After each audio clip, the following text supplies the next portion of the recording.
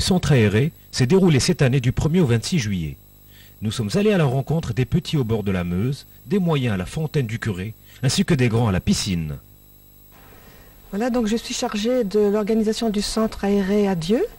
Donc mon travail est essentiellement, disons, de préparation avant l'ouverture du centre. Donc c'est-à-dire que ce travail commence dès le mois de janvier et consiste à chercher, disons, le personnel d'encadrement. Donc cette année, pour la deuxième fois, Rachel encadre le centre aéré.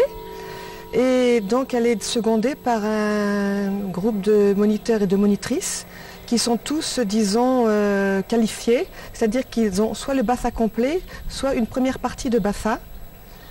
Donc également un travail dans la recherche de subvention communale, qui est de l'ordre de 10 000 francs, subvention du Conseil général, mais cette année nous ne l'avons pas eu puisque c'est uniquement une subvention d'investissement que donne le Conseil général, subvention auprès de la CAF, ce qui fait qu'on peut diminuer la demande de participation des parents.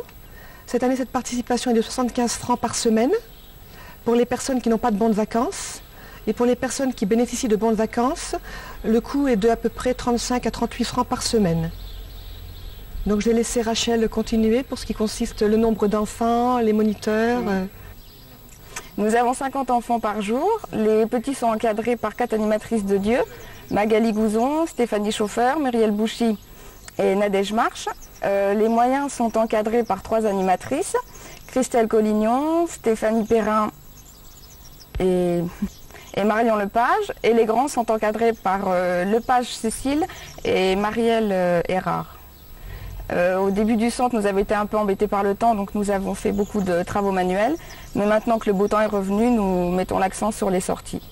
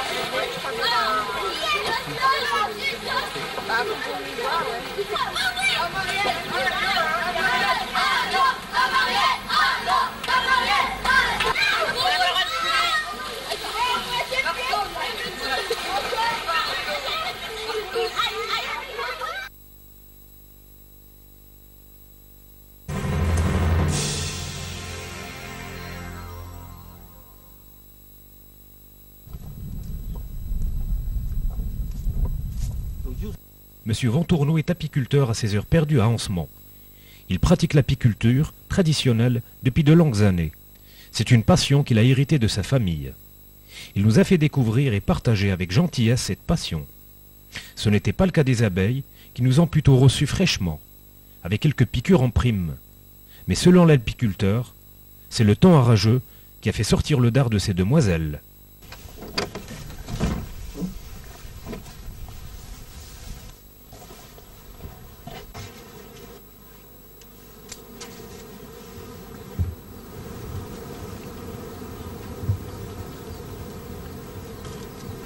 Alors, pour travailler les abeilles, vous ne pouvez pas le faire sans fumer, hein?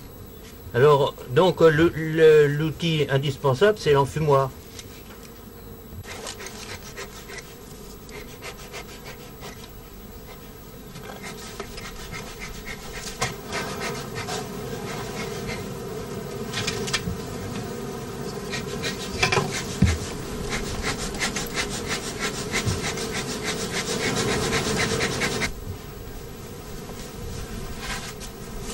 Ça quand même.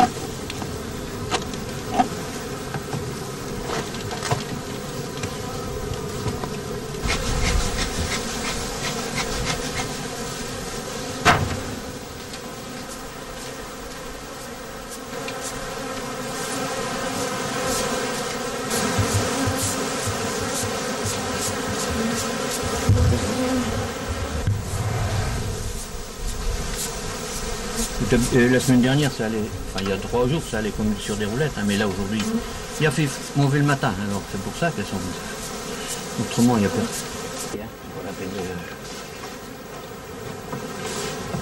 1, 2, 3. Ils sont pas, il faut pas insister quand c'est comme ça. Mauvaise journée, c'est tout, on s'en va.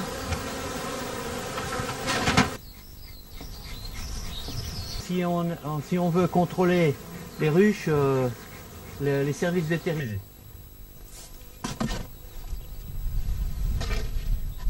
Bon, ça.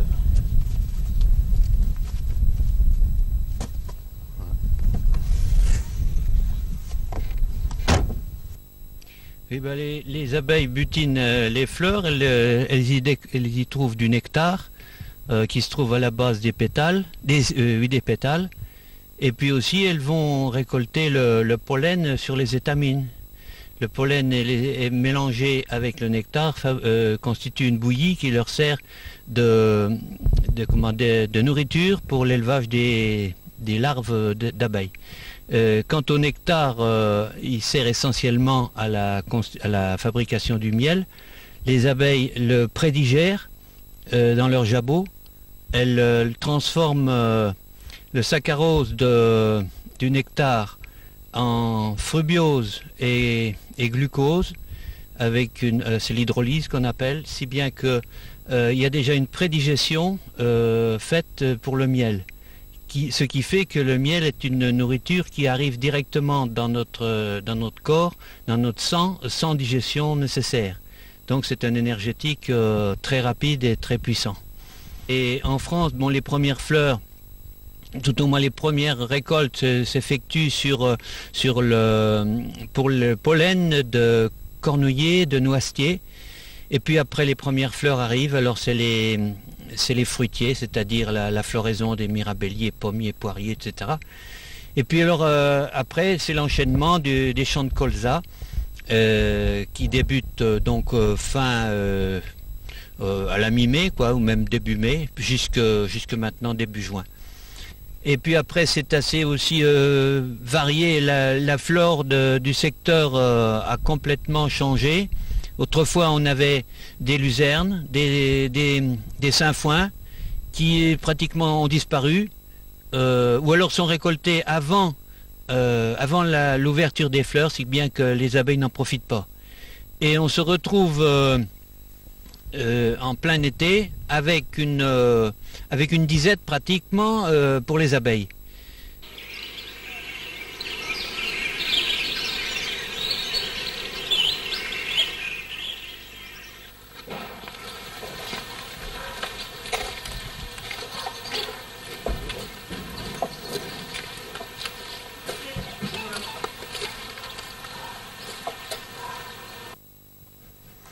Bon, alors maintenant on va procéder à les operculer. Il y a encore une abeille qui est restée là. Celle-ci, elle est condamnée parce qu'elle ne pourra pas repartir chez elle. Bon, un miel qui est mûr, il est operculé qu'on appelle. C'est-à-dire que les abeilles ont recouvert les alvéoles d'une pellicule de cire qu'on va enlever avec un couteau spécial.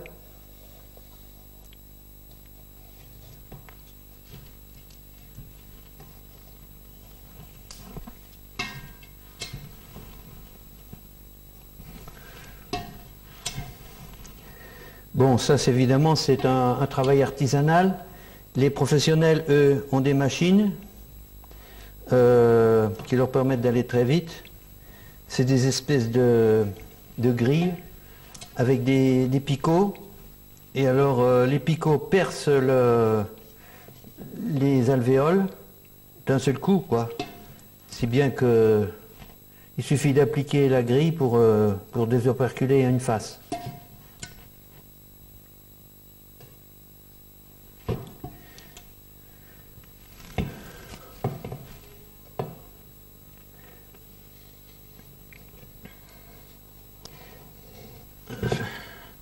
Alors celui-ci est pratiquement operculé complètement. Il arrive que dans des ruches qui sont moins fortes, il n'y ait qu'une partie d'operculé. Pour la bonne conservation du miel, on essaie d'avoir un cadre complètement operculé.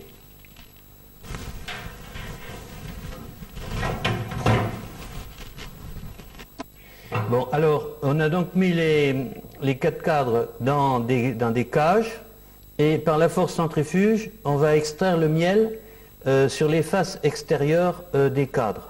Hein, la force centrifuge va projeter le miel le long des parois de l'extracteur. Ici, vous avez un extracteur tangentiel, qu'on appelle, c'est-à-dire les cadres sont placés en tangente par rapport au cercle de l'extracteur. D'autres extracteurs sont radiaires, c'est-à-dire les cadres sont placés dans le sens des rayons. Bon, alors, au départ, on fait tourner l'extracteur assez lentement pour éjecter la face, une partie du miel qui est sur l'extérieur. On arrête, on retourne le cadre manuellement. Les professionnels ont des extracteurs, eux, qui retournent le cadre automatiquement.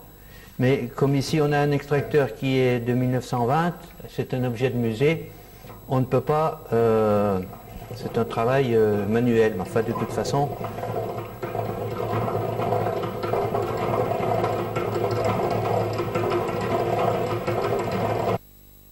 La face intérieure est encore pleine de miel, par contre la face qui était à l'extérieur, on a déjà perdu une partie.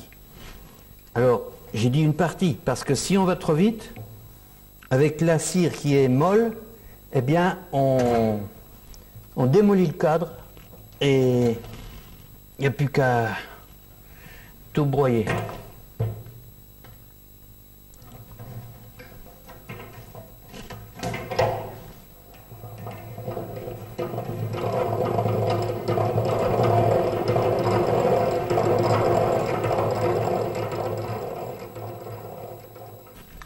Bon, alors maintenant on va mettre l'extracteur sur un support pour faire couler le miel qui s'est écoulé dans le fond et le récupérer sur un tamis.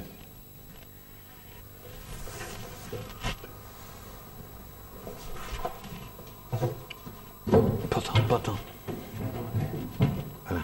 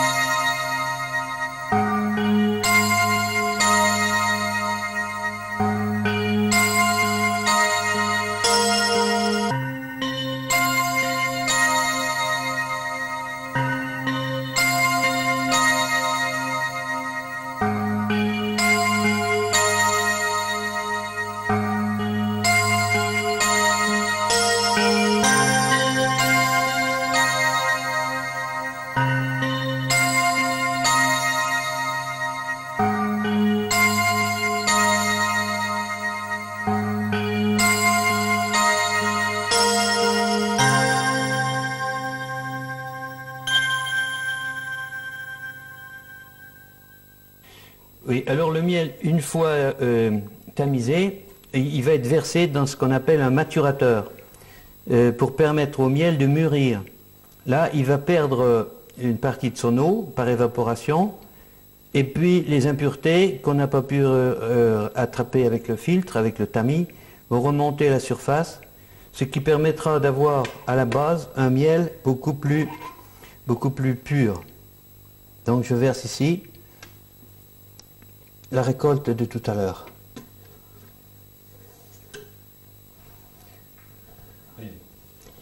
Bon, alors, une fois que le miel a mûri pendant une huitaine de jours, eh bien, on le soutire, c'est-à-dire on ouvre le robinet à la base et on remplit les pots.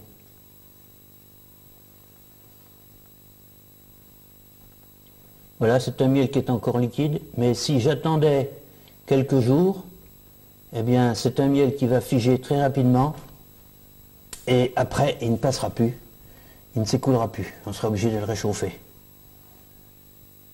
Voilà, donc voilà un miel qui est prêt à être vendu, qui se conservera 1 an, 2 ans si on veut, c'est conservé dans de bonnes conditions, vous pouvez le garder jusqu'à 2 ans. Alors les opercules qu'on a tranchés tout à l'heure vont être récupérés en partie. Le miel qui va s'en écouler va être versé au-dessus de l'extracteur et sera récupéré le soir avec le miel qui restait dans l'extracteur.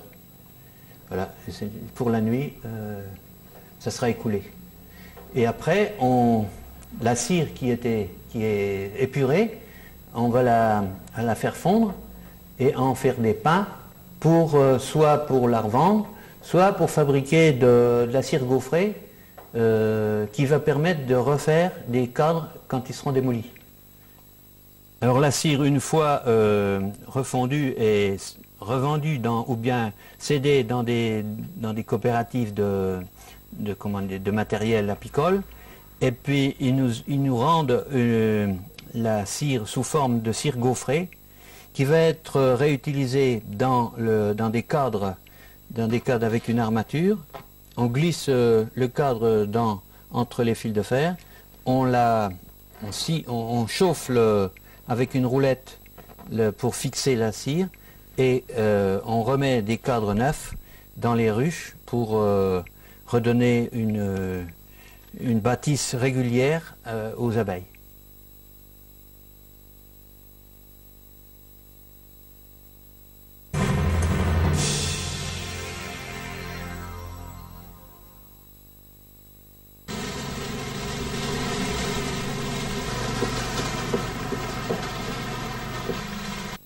La commune a entrepris des travaux d'extension de l'école maternelle, qui ont débuté fin mai. Ils sont en cours d'achèvement. Il s'agit de la création d'une salle d'évolution, ainsi qu'une salle supplémentaire. L'achèvement de ces travaux est prévu pour la prochaine rentrée scolaire. Nous y reviendrons avec un peu plus de détails.